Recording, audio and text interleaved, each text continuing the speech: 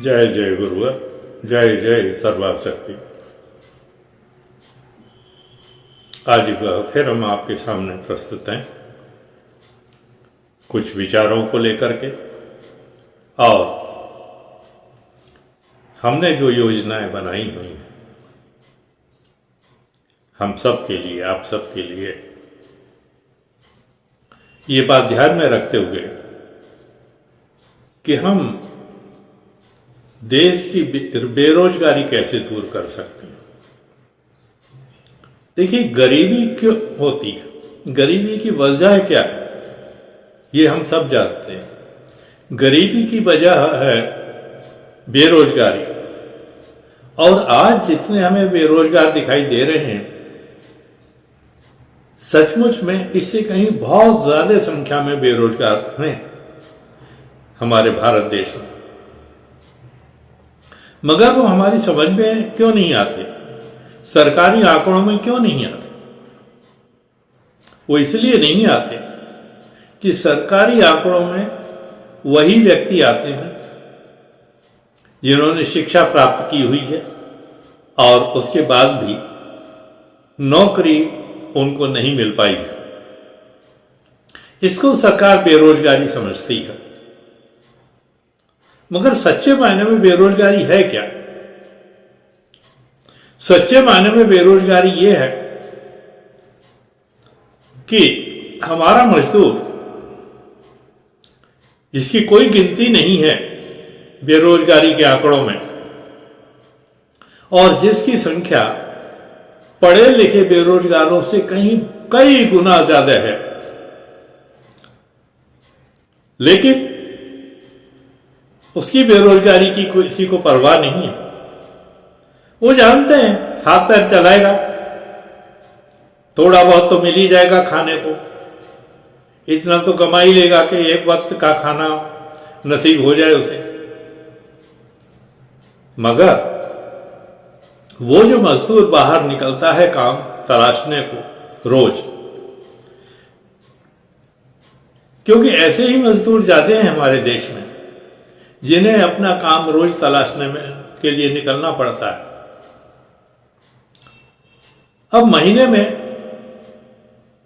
15-20 दिन काम अगर मिल गया तो समझ लीजिए कि बहुत अच्छा काम है, मिल गया उसको। वरना होता तो यह है कि वो जाता है, इंतजार करता रहता है कि कोई उसको काम दे, और जब नहीं काम मिलता है तो दोपहर तक अपने घर लौट आता है, और फिर दूसरे दिन का इंतजार करता है कि सुबह होगी तो देखा जाएगा। लेकिन जो व्यक्ति देखा जाएगा की बातें मन में रख करके अपना जीवन यापन कर रहे हैं, वो कुछ कर पाएंगे ऐसी उम्मीद करना ठीक नहीं है, क्योंकि कर वही पाते हैं जो अपने मन में एक इच्छा रखते हैं, एक जिद रखते हैं कि ये नहीं तो ये नहीं तो ये, कुछ तो करना है मुझे। और इंसान जब कुछ करेगा तो कुछ तो होगा। अब आप फिर वही बात हमसे पूछेंगे कि करने के लिए साधन तो होने चाहिए। अब यूं तो साधन सरकार ने भी जुटा रखे हैं, ये बात और है कि जरूरतमंदों के पास को साधन पहुंच नहीं पाते, और जिनको जरूरत नहीं है वो अपने रुतबे से, अपने संपर्क सूत्रों से उन साधनों को हड़प लेते हैं। यानी पहुंचना तो उस मजदूर तक चाहिए, उस गरीब किसान तक चाहिए, मगर पहुंचता उन लोगों से है जो या तो राजनीति से संबंध रखते हैं या दंडाधीशों से संबंध रखते हैं, या फिर कुछ ऐसे हैं जो पैसे वाले हैं। तो ये 3 प्रकार के व्यक्ति उन सब सुविधाओं को हड़प लेते हैं जो पहुंचनी गरीबों तक चाहिए। और यही कारण है कि आज ये लोग बेरोजगार पड़े हुए हैं। अब योजनाएं आती भी तो कैसी हैं देखिए। हाँ भाई, हर गरीब को 10,000 रुपए दे दो, इसे वापस करने की जरूरत नहीं है। तो क्या आप भीख दे रहे हैं उसे? और जो धन भीख में मिलता है उसका कोई उपयोग नहीं होता। वो सोचता है सरकार ने पैसे दे दिए हैं, मौज करो, और उसके बाद जब पैसे खत्म हो जाएंगे तब देखा जाएगा। कुछ लोग, कुछ नहीं तो जो जरूरतें बहुत लंबे समय से पड़ी रहती हैं उन जरूरतों को पूरा कर लेते हैं, मगर उस धन को वो उस काम में नहीं लगाते कि वो धन दिन प्रतिदिन बढ़ता जाए। तो ऐसे कार्य नहीं होते। किसी को भीख में पैसे दे देना उसकी बेरोजगारी दूर करना नहीं होता है। यह एक राजनीतिक हथकंडा है कि जब जब मौका आता है तब राजनीतिक दल इन हथकंडों को अपनाते हैं ताकि वोट उन्हें मिल जाए, वाहवाही हो। क्या बात है, सरकार तो हमें फ्री में दे रही है। सरकार फ्री में क्यों दे? और सरकार देती है तो कहां से देती है? लेती भी तो आपसे ही है। आप देखिए, सरकार एक चीज पर इतना टैक्स लगा देती है और वो टैक्स कहां से जाता है? वो कहते हैं वो तो बड़े बड़े जो साहूकार हैं, सेठ हैं, धन्ना सेठ हैं, मिल मालिक हैं, कारखानों के मालिक हैं, टैक्स तो उनसे लिया जाता है। पर वो जो टैक्स देते हैं तो वसूल किससे करते हैं? वो अपने उत्पादन पर जो चीजें जो बनाते हैं वो टैक्स उस पर चढ़ा देते हैं। उन्होंने 100 रुपए दिए, टैक्स 150 रुपए बढ़ा दिए, कीमतें 150 रुपए बढ़ा दी। और आखिर में इस्तेमाल कौन करता है? इस्तेमाल वो करते हैं जो मध्यम वर्गीय हैं, निम्न मध्यम वर्गीय हैं, या फिर बिल्कुल ही गरीब तबके के लोग हैं। भाई जीवन है तो चीजें तो खरीदनी ही पड़ेंगी, चाहे वो सब्जी हो, चाहे वो अनाज हो, दालें हो, कपड़े हो, घर में बर्तनों की आवश्यकता होती तो बर्तन खरीदे जाते हैं। बहुत सी आवश्यकताएं होती हैं अब घर में। तो जब भी आप वो चीज खरीदते हैं तो टैक्स कौन देता है? टैक्स तो आप ही देते हो ना। और उसमें से निकाल करके आपकी जेब से 100 रुपए निकाले और उन्होंने 10 रुपए आपको लौटा दिए भीख के तौर पर, आप बड़े खुश हो जाते हो, वाह वाह क्या बात है, सरकार ने तो हमें इतने पैसे फ्री में दे दिए। और आप एक बात ध्यान में रखिए कि यही वो लोग हैं जो वोट देते हैं, वोट डालते हैं। धनवान व्यक्ति आजकल वोट नहीं डालते। अगर सभी लोग वोट डालते, वोट देने जाते, तो वोटों की संख्या प्रतिशत जो है वो कुछ कम से कम 90% तो होती, 90 से 95 के बीच होनी चाहिए। 5% हम इस तरह ले लेते हैं कि कोई बीमार होगा, कोई बाहर गया होगा, किसी की और मजबूरी होगी, मगर नहीं। कितने लोग जाते हैं वोट डालने? 50 से 55% तक। बहुत अच्छी वोटिंग हो गई तो 60%। इससे ज्यादा आंकड़े कभी आगे बढ़ते नहीं हैं। तो ये 40% कौन है? ये 40% वो लोग हैं जो धनाढ्य हैं, उच्च मध्यम वर्गीय हैं, ये या मध्यम वर्गीय हैं। जिस दिन वोट डालने की बात होती है छुट्टी मिल जाती है। मध्यम वर्गीय समझता है आज तो छुट्टी है, चलो ऐश करते हैं। वोट डालने के लिए लाइन में कौन तकलीफ उठाए?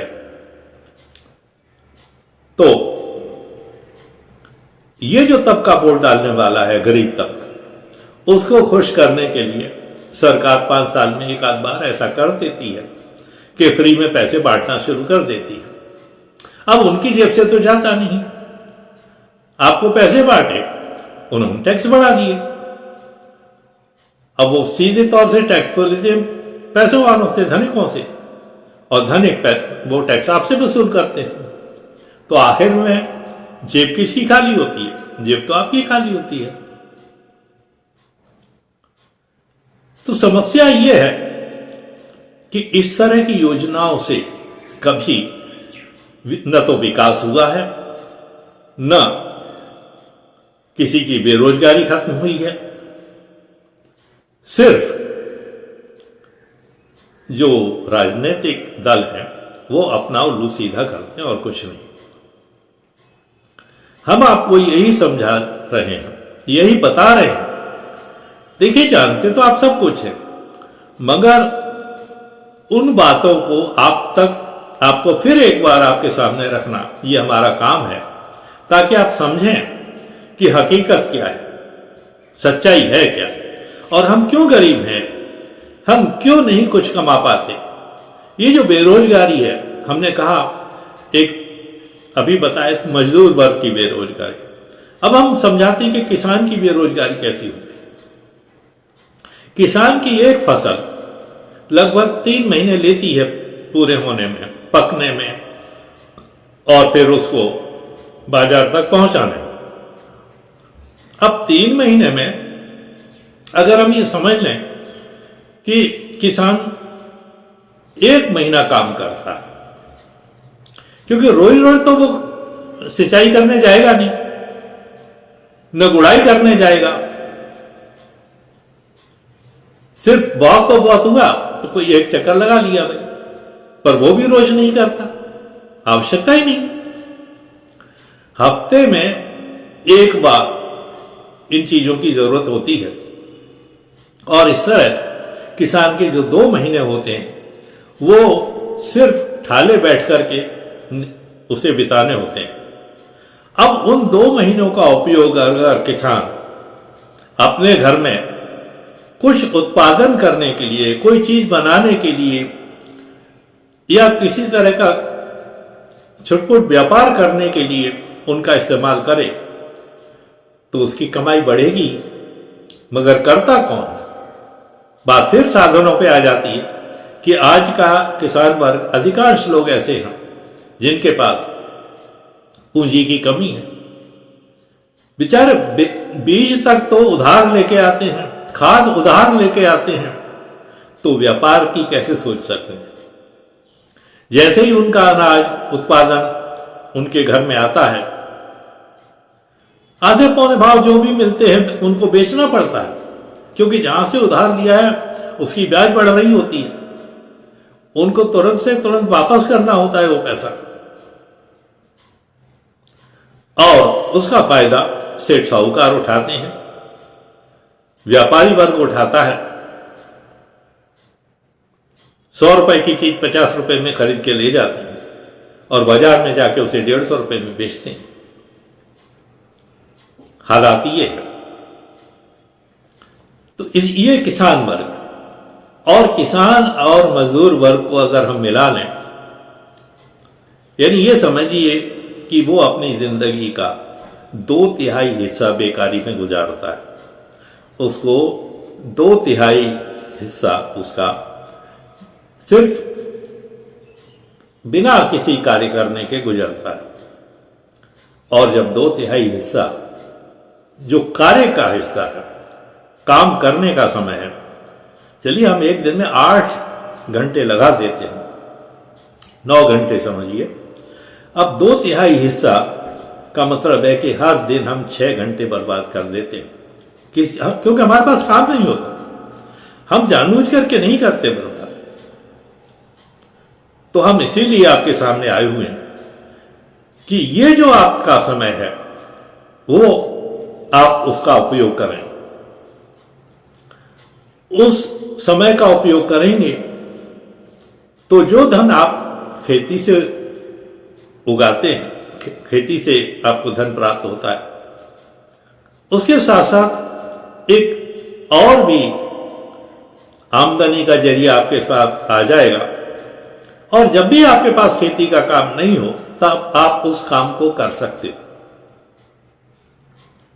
आपके घर में महिलाएं होती हैं, उसके बारे में हम फिर कभी बात करेंगे, क्योंकि वो भी एक बहुत बड़ा हिस्सा है जो बेरोजगारी में जकड़ा हुआ है। उनके पास काम करने के लिए कोई कुछ है ही नहीं। उसके बारे में हम फिर बात करेंगे। तो आइए हम सब एक होकर के ये जो परेशानियां हैं, ये जो समस्याएं हैं, उनको दूर करें। और हमने कहा कि सरकार से उम्मीद मत कीजिए। उम्मीद का मतलब ये नहीं कि सरकार कुछ करेगी नहीं या कर नहीं रही है, पर जब तक हम अपनी सहायता खुद नहीं करते तब तक आपकी सहायता कोई नहीं कर सकता। समर्थ बनिए, शक्ति अर्जित कीजिए, शक्ति हासिल कीजिए, ताकतवर बनिए। तब सरकार की जो सहूलतें वो भी आपके पास आएंगी। सरकार पूछती हुई आएगी कि भैया आपको क्या चाहिए। मगर जब तक आप कमजोर हैं, चाहे शरीर से हो चाहे धन से हो, तब तक आपके पास कोई पूछने को नहीं आएगा। इसीलिए हमसे जुड़िए। और जुड़ने का तरीका एक बार फिर हम आपको बता देते हैं, बहुत आसान है। अगर आपने अब तक हमारे चैनल को सब्सक्राइब नहीं किया है तो सब्सक्राइब कर लीजिए, और सब्सक्राइब किया हुआ है तो इन वीडियोस को आप जो भी नया वीडियो आता है आप रोज देखिए। 15-20 मिनट आपको देने होते हैं, इससे ज्यादा कुछ नहीं होता है। और देखने के बाद में हम जानते हैं कि आपको पसंद आएगा तो आप लाइक भी कर दें उसे। आपके मन में कोई बात है, हम जो कह रहे हैं उसके विषय में आप कुछ संदेह है, शंका है, या अपना कुछ सुझाव आप देना चाहते हैं तो हमें कमेंट सेक्शन में लिख दीजिए। हम आपसे संपर्क अवश्य करेंगे। और इससे भी महत्वपूर्ण चीज है कि जो भी जान पहचान वाले हैं, जो भी आपके पास में, जिनके पास भी आप टेलीफोन है, ये मोबाइल हैं एंड्रॉइड, उन लोगों के साथ आप व्हाट्सएप पर, फेसबुक पर या दूसरे किसी भी जरिए से, यूट्यूब पर आप उनको शेयर कीजिए। जितना जल्दी ये वट वृक्ष बढ़ेगा उतनी ही जल्दी छाया आप तक पहुंच जाएगी। ये हमारा वादा है। आज बस इतना ही। शुक्रिया, धन्यवाद, थैंक यू वेरी मच।